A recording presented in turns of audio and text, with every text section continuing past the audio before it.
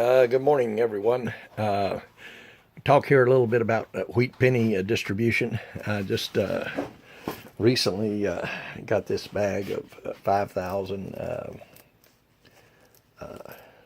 wheat pennies, ordered it off the internet, and I've been searching through it.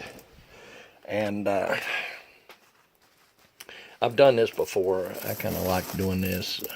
You can kind of take a look here, some of these guys. I've been searching through them, and they're all wheat pennies. I've been finding mainly 1940s and 1950s. I found a few 1910s, 1920s, and 1930s. Basically, I'll pull these bags out here. Basically, what I do is I take and I sort them out into year groups. Show you how I do that. This over here would be like for the 1909s and 1910s. This will be for the 1920s. This will be for the 1930s, and this will be for the 1940s, and that'll be for the 1950s. Now, I've sorted out a bunch of these already, so let me kind of show you what I got here. Having sorted through all of these, I got a big bag full here of 1950s, okay? And I also got a big bag full here of 1940s. Actually, there's more 1950s than there are 1940s. Now, what about the 1910s and the 1930s? Here's some 1930s. I got a few, not very many. And I got a couple of 1910s and 1920s. I got a couple of 1920s. So, question that I often ask myself when I'm got a new bag of these, and I bought quite a few bags of 5,000 pound bags of or 5,000 penny bags of wheat cents, and sorted through them. What I often ask myself when I'm sorting through these guys is how many 1910s, 1920s, and 1930 year group pennies should I find vice the 1940s and the 1950s? And that's a really good question.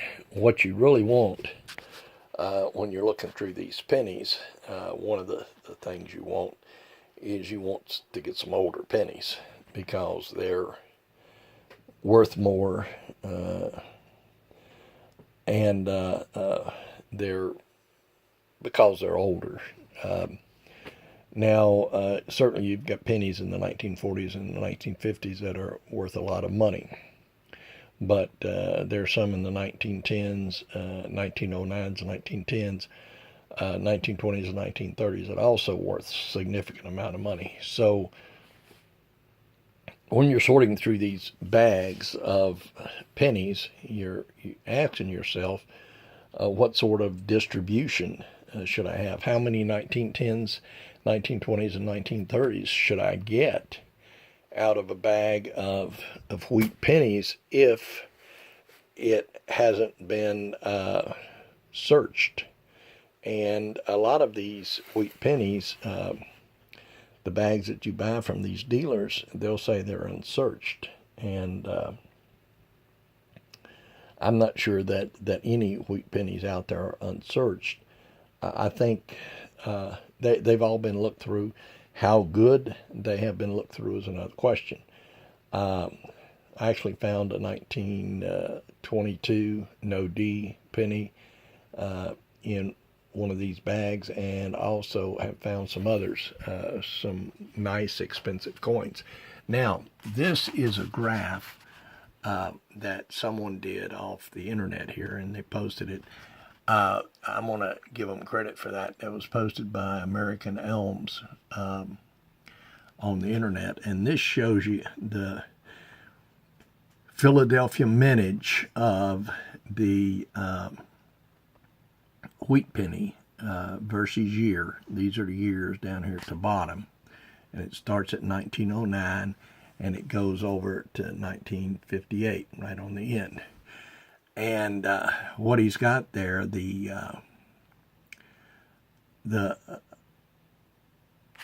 lines that are going straight up, they're in, it's kind of a brown color. That is the pennies that the guy has in his collection that he's got from searching through wheat pennies. Now, the white line that you see there is actually the mintage, what the mint, the Philadelphia mint minted as far as pennies is concerned. I don't include Denver and San Francisco, which also minted wheat pennies. Now, from looking at this graph, you can certainly see that you should get some 1910s and 1920s and 1930s wheat pennies when you are searching through these pennies. The 1930s actually end right here at 1939. I've got my finger on it. It's this graph right there. So you can see that the mintage, there's actually quite a significant number minted back here. Now, what happens is people lose pennies, drop them on the ground and various places, and they also throw them into wishing wells and throw them in the rivers and stuff because they don't have a whole lot of value. So there's a lot of pennies that are lost, and then there's a lot of pennies that are hoarded. So the older they are, naturally, the scarcer they're going to be. However, when you get a bag of wheat pennies and they say that they're unsearched, you should definitely get a certain amount of 1930s, 1910s, and 1920s. I'm not sure the exact percentage that you should get, but you should get, I would say, at least perhaps 5% total of 1909s, 1910s, 1920s, and 1930 year groups. I would say at least 5% total. Now, what I'm going to do is I'm going to sort through this bag of wheat pennies that I've got here, and I'm going to check out the totals, how many 1940s I got, and how many 1950s I've got year groups, and then I'm going to check out the other year groups, and I'm going to make a little video on that and put it on the internet here. And I'm going to do that for, I'm going to buy some more 5,000 pounds, or 5,000 piece Lincoln wheats, and I'm going to keep the data as I go through, and I'll do various videos on them. So to let you guys know,